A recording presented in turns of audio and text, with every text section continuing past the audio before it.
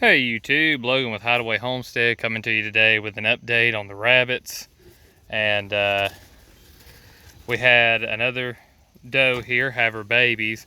And this is the largest litter of surviving bunnies that we have. There are 10 in here. And let me get a hold of one of them here so you can see.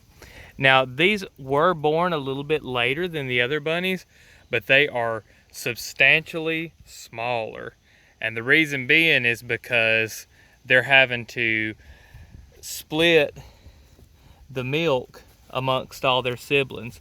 And they're actually kind of spread out in here. I imagine just because it's so hot, they don't really have a need for keeping warm when we get to these temperatures in the summer, like up in the 80s and 90s. And yeah, they just don't have the need like they do in the wintertime. And that's why if you're gonna breed rabbits, it's really best to do it during the cold times. Now, we are in June here in North Alabama, and it is pretty hot. And this is probably the first and last batch of the summer. I probably won't breed these rabbits again until September or so, just because I don't want to cause the stress of not only the heat, but then the stress of having babies on my does. You know, I want them to be healthy and want them to produce good litters. But yeah, the one that's got 10 there, and then we'll go back here to the one that gave birth first. Now, even though she had hers earlier, you're going to be blown away by the difference in size.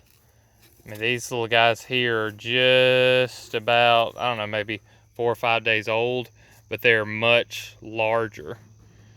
And you'll see once they get up, you know, couple weeks, maybe a month old, just how much of a difference there is in size wise.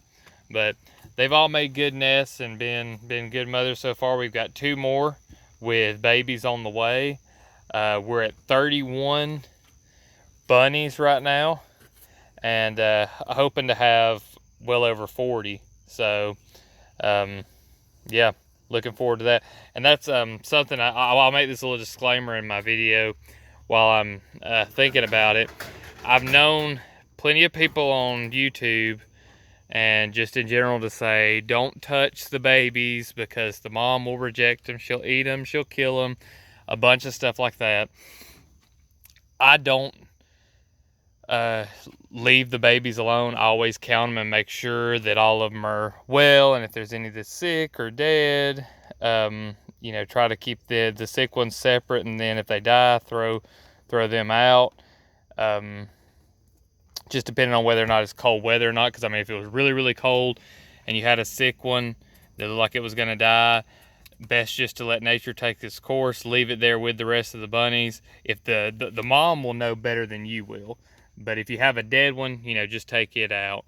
But anyway, I touch mine and I've never had that problem. Now, that being said, touch your new babies at your own risk. So you know, wouldn't want anybody to blame me for their babies getting eaten or trampled or whatever. But if you've got good mothers and they're used to you, and mine, I don't even handle mine really that much. I just pet them sometimes.